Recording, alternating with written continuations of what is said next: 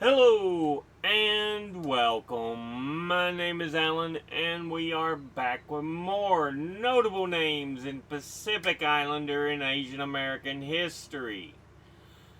Before we get into the video, do want to remind you I have two ways to donate to the channel. I have a Patreon account, which is a monthly, month-to-month donation system. And I have a Coffee account, which can do the same, but also allows you to make single one-time payments. If you are financially struggling or making a donation will put you in trouble, do not donate. Things are tough enough as it is out there for everybody at this point. Get what you need taken care of first. If you can afford it and you want to donate, thank you. I appreciate it.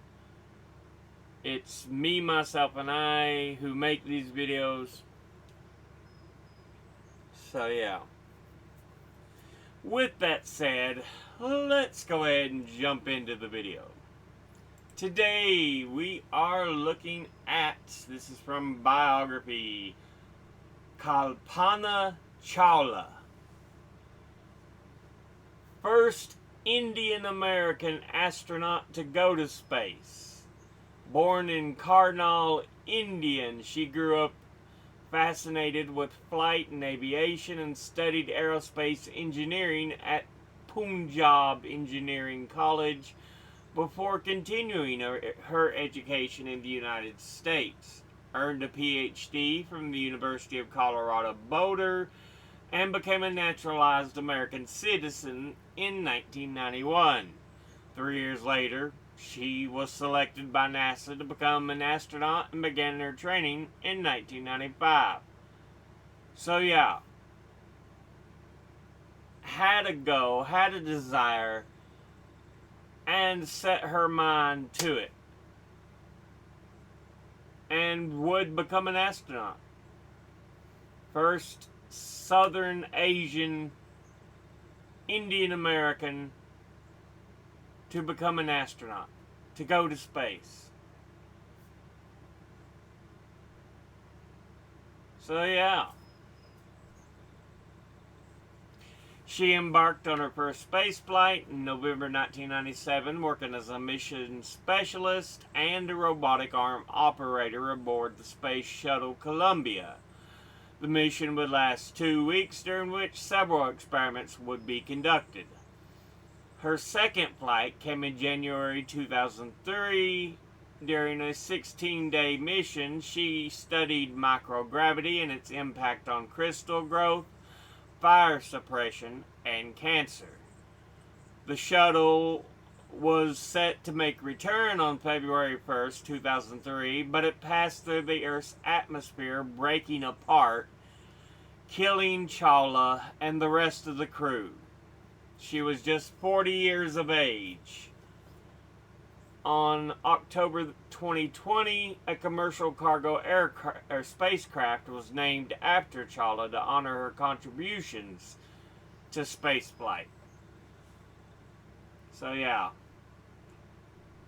Kalpana Chawla. From the National Air and Space Museum in the Smithsonian.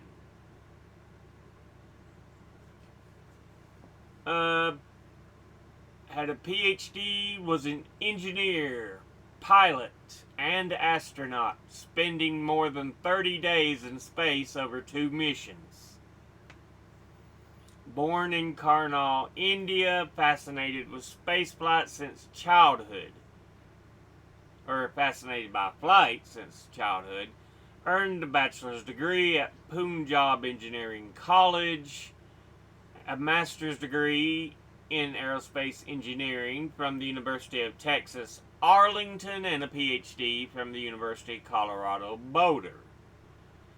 Held numerous pilot licenses, including for airplanes, gliders, and seaplanes. So yeah, really into flight, the ability to fly, flying capabilities in different forms. So it wasn't just space flight. It was just the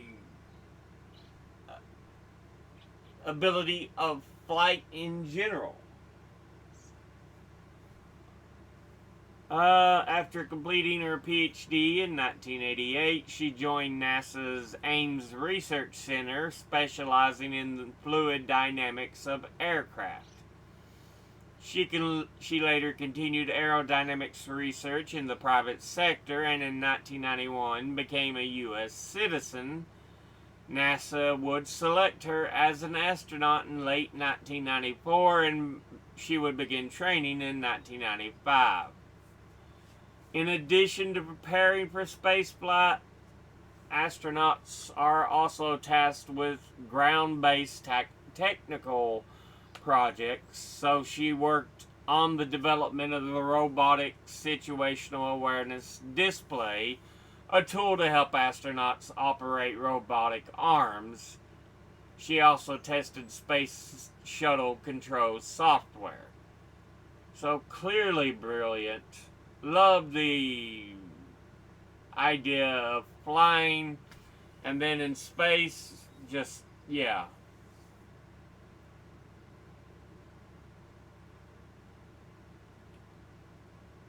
There's an image of her on board the Space Shuttle Columbia. So, yeah. She flew on 2 space shuttle missions as a mission specialist. On November the 19th, 1997, she launched on board Space Shuttle Columbia as part of the STS-87 and specialized in operating the robotic arm in which she used to deploy the Spartan satellite. During the 16-day mission, the crew conducted numerous experiments with a focus on material science.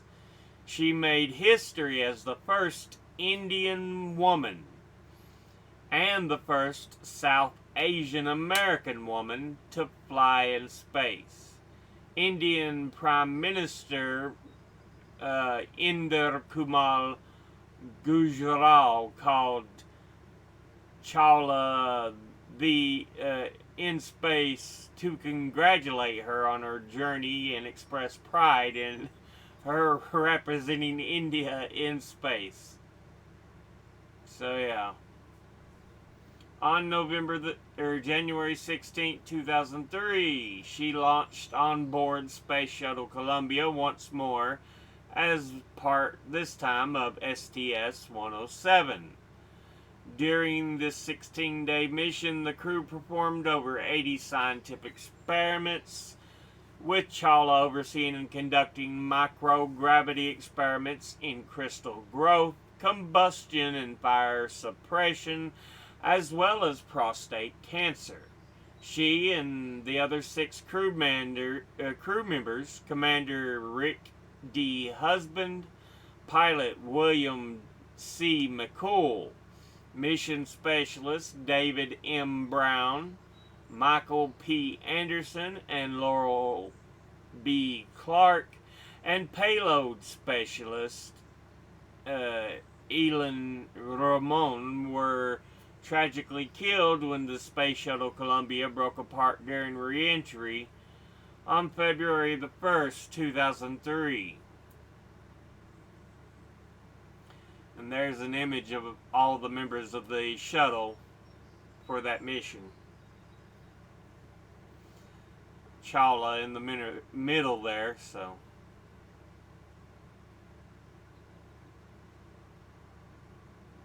She posthumously received the NASA Distinguished Service Medal and Congressional Space Medal of Honor in recognition of her career and sacrifice. A selection of her papers are housed in the Smithsonian's National Air and Space Museum archives. I've been to the National Air and Space Museum once, because I did make a visit to D.C. over one weekend, and The National Air and Space Museum was one of the places I visited, so yeah.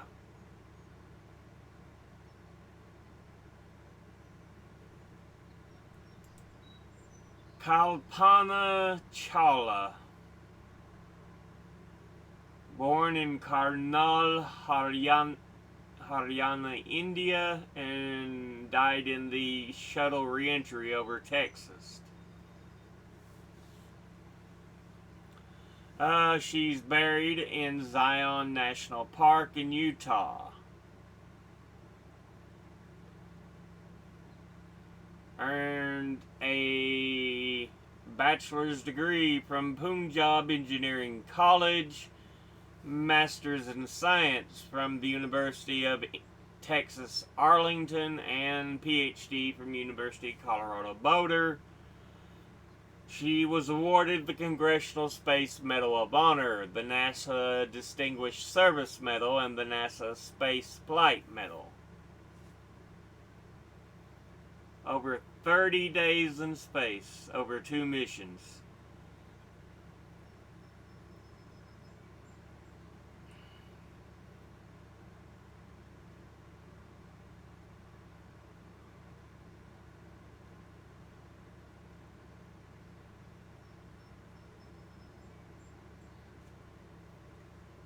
She was born on March 17th, 1962 in Karnal, India, to Banarsi Lal Chawla, the owner of a tire manufacturing plant, and Sanjogta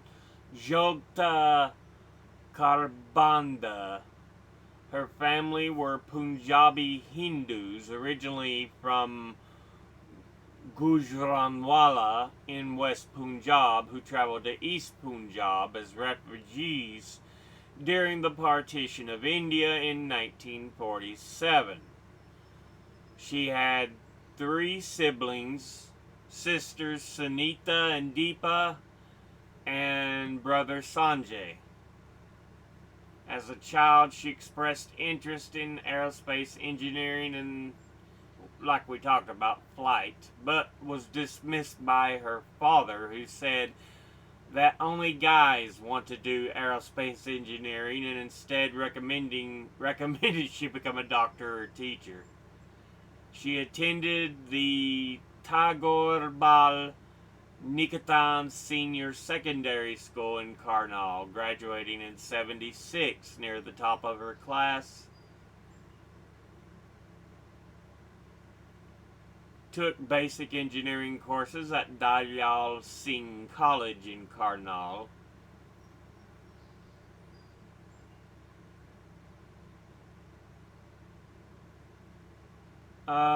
She then attended aeronautical engineering school at Punjab Engineering College in Chandigarh, where she studied the principles of theoretical aerodynamics, was one of 4 women in the program, and the first female student to take aerospace engineering classes at the college. Some professors discouraged her from studying aerospace engineering, claiming it was not suitable for women and suggesting electrical engineering instead, but she would graduate in 1982 with a Bachelor of Engineering. Because she could not take further specialized aerospace engineering courses in India, she would travel to the U.S. to continue her education in 1982, again facing opposition from her father. She earned a master's in science from the University of Texas at Arlington in 1984, with her thesis, Optimization of Cross-Flow Fan Housing for Airplane Wing Installation. She would meet her husband, pilot Jean-Pierre Harrison, while at University of Texas Arlington, and the two would marry December the 2nd, 1983. Attended University of Colorado at Boulder, where she first decided she wanted to join the space program. So there, she went not just to thinking about flight and aerospace, but thoughts of joining the space program. She would receive her PhD in '88 with a thesis, Computation of Dynamics and Control of Unsteady Vortical Flows. While attending Colorado University Boulder, she began taking flying lessons at the Boulder Municipal Airport, eventually receiving commercial pilot's license, permitting her to fly various types of land and seaplanes as well as gliders, and would become certified as a flight instructor for single-engine airplanes and flight instruments.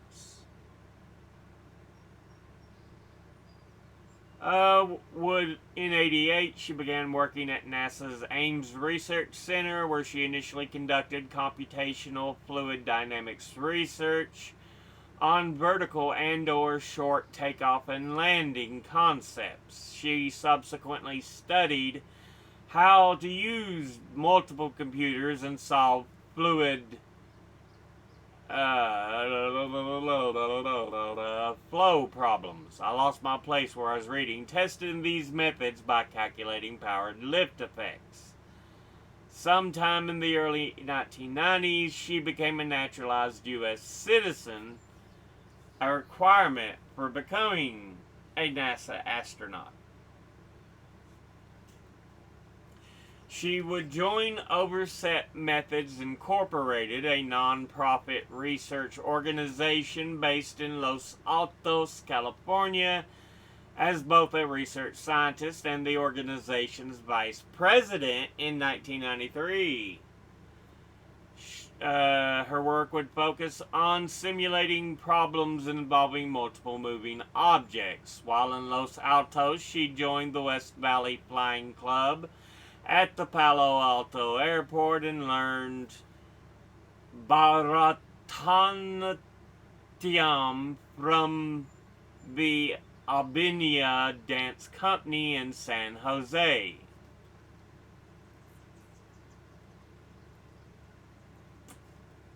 Must be a style of dance. Indian classical dance that comes from Tamil Nadu in India. It is a classical dance form recognized by the Sangeet Nataka Academy and expresses South Indian religious themes and spiritual ideas, particularly of Shaivism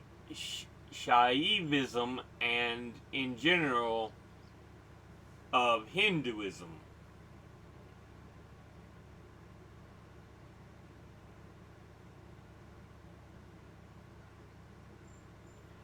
So yeah, December '94, she would return to NASA. Now, what is NASA?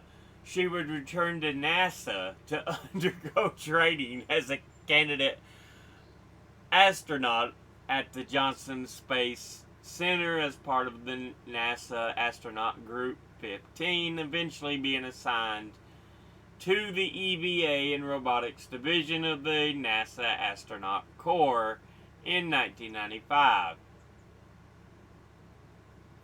Her first space mission, 1997, November 97. I think they said it was a 16-day mission.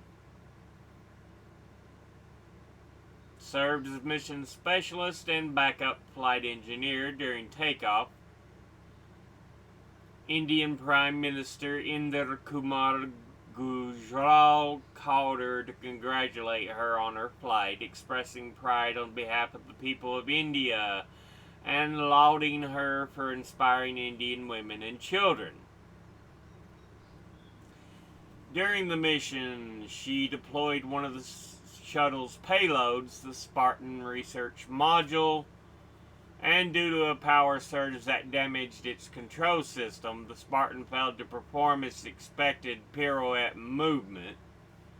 She attempted to grapple the satellite with the shuttle's robotic arm, but did not receive a clear signal on the control panel showing it was secured, causing her to move the arm back.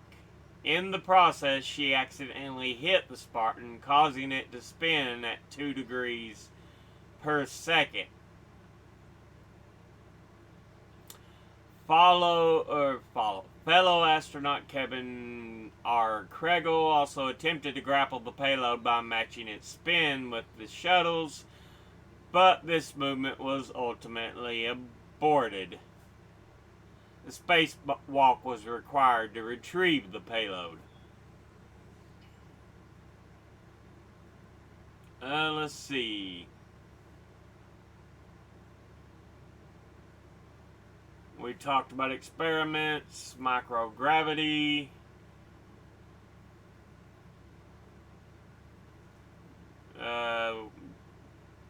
As part of the missions, studied how to mix liquids evenly to create specific metal combinations to be used in future computer chips.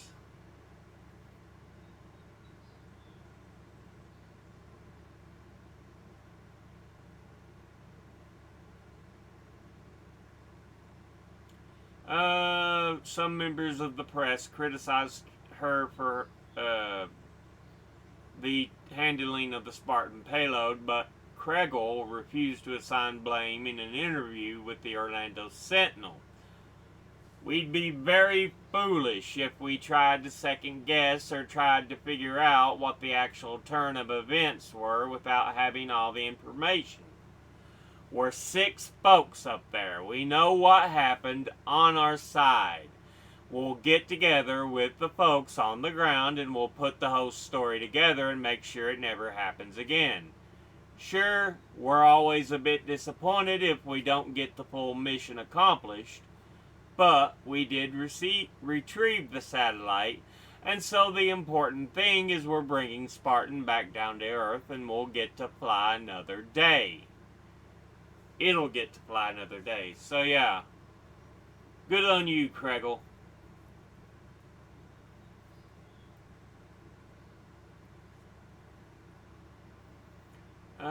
The NASA formed a team to investigate the deployment failure.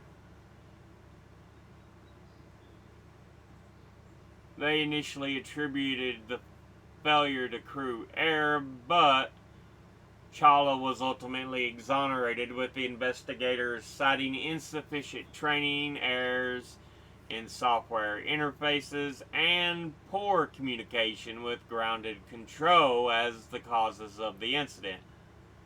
In all, as part of the STS-87 mission, she traveled 10.4 million miles in 252 orbits of the Earth, logging more than 376 hours for a total of 15 days and 16 hours in space. After the mission, she was given a technical assignment advising shuttle engineers on different aspects of payload development and the astronaut experience. Soon after, she was selected to head the astronaut corps' crew systems and habitability department. Unfortunately, second mission would end up with her death. July 22nd, 2000, she was selected for her second flight. This one was delayed 13 times over 2 years for a variety of reasons, including orbiter maintenance and the discovery of cracks in the shuttle engine flow liners. On July 19, 2002. The mission finally launched on July 16, 2003, and the mission's flight engineer, she provided assistance to the pilot during takeoff. Sounds like to me this one was destined for a lot of trouble to begin with. You should have set it down, which they probably did, to do a full run over of the shuttle. But Yeah.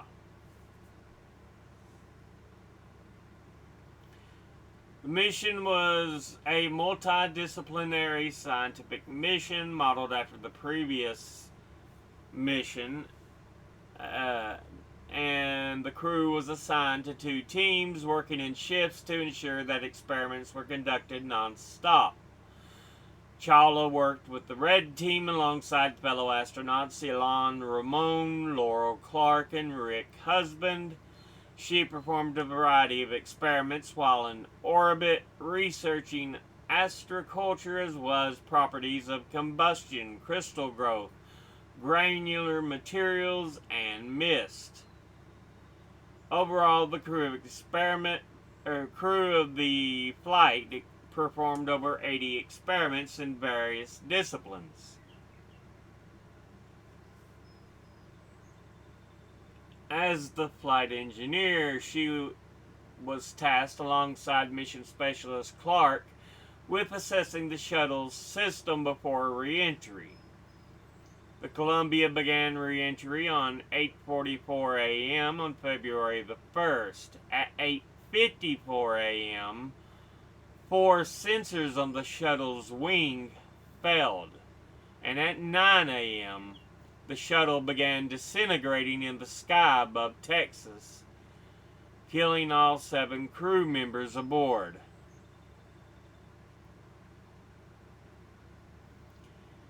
In 2003, a report by the Columbia Accident Investigation Board found that a piece of the insulating foam broke off from the shuttle's external tank during liftoff, striking the left wing of the orbiter. When the Columbia began re-entry, hot gases entered the damaged wing, leading to the shuttle's destruction.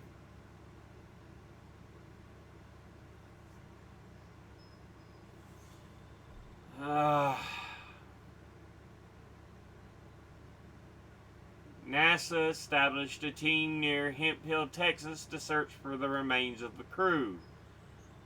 On February 4th or 5th, NASA began transporting the recovered remains to Armed Forces Institute of Pathology at Dover Air Force Base, and on February the 11th, all crew members' remains had been recovered, including Chawla's. A memorial service was held at Hemp Hill that afternoon. She was buried.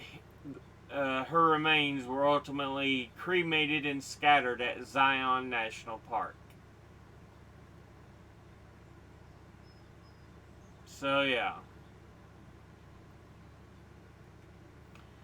She was the recipient of numerous posthumous honors. We've talked about that, receiving the different medals from NASA.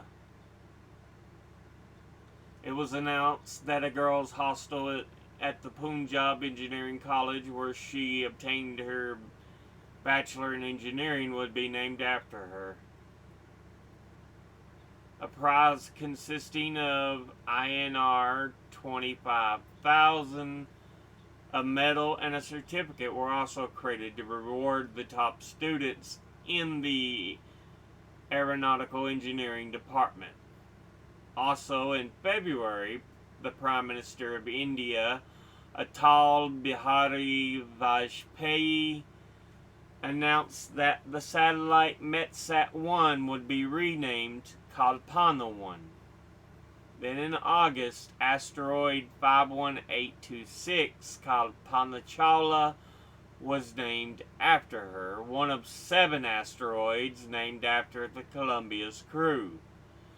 The Florida Institute of Technology named one of the residence buildings after Chawla in 2003 as part of the Columbia Village, dedicated to the 7 Columbia astronauts. Steve Morse of the band Deep Purple released the song Contact Lost in 2003 in memory of the Columbia disaster. Chawla took 3 Deep Purple albums on that last flight, using the song Space Trucking as a wake-up call. One of the albums was found in the shuttle's wreckage.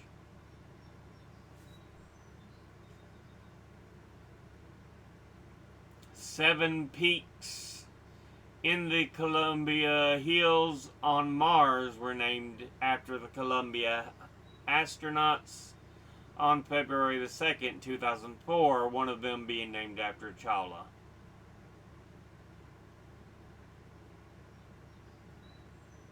Yeah, I talked about her receiving the different medals. In March, the government of Karnataka instituted the Kalpana Chawla Award to recognize young female scientists. Then in September, the University of Texas at Austin, where she obtained her master's in science, opened Kalpana Chawla Hall, also known as KC Hall. Her father was present for the hall's dedication. The lunar crater Chawla was named after her in 2006. The Kalpana Chawla Planetarium in Haryana was also dedicated to her in 2007. Novelist Peter David named a shuttlecraft, the Chawla, after her in his 2007 Star Trek novel, Star Trek The Next Generation Before Dishonor. And in 2010, a memorial display was dedicated to Chawla in the University of Texas at Austin's Netterman Hall. In 2017, the Kalpana Chawla Government Medical College was established in Karnal, and in 2020, she became the focus of the second season of National Geographic documentary series Mega Icons, alongside musician A.R. Rahman, actress Deepika Padukone, and industrialist Ratan Tata. The 14th contracted Northrop Grumman Cygnus spacecraft mission, which was launched in October 2020 to deliver supplies to the International Space Station, was named the SS Kalpana Chawla in her honor. A fictionalized version of her appears in the 2023 movie A Million Miles Away, where she was played by actress Sarayu Blue. So yeah, Kalpana Chawla.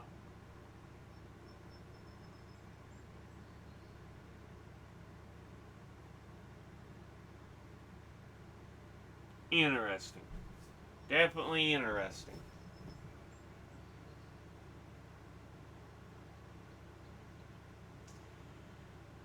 Sad she had to go so quick, but I'm glad she's recognized for all the impact she made, so. But we'll go ahead and end this episode there. As always, educate thyself, think, read, study, learn. Someone tells you something you have trouble believing, ask them to cite their sources. And it can't just be tinfoil hat wearing sources or a bunch of anecdotes slapped together to try to make sources. I'll be putting my links and sources in the description box below the video. Thank you all for watching. I'll see you all in the next one. Until then, later.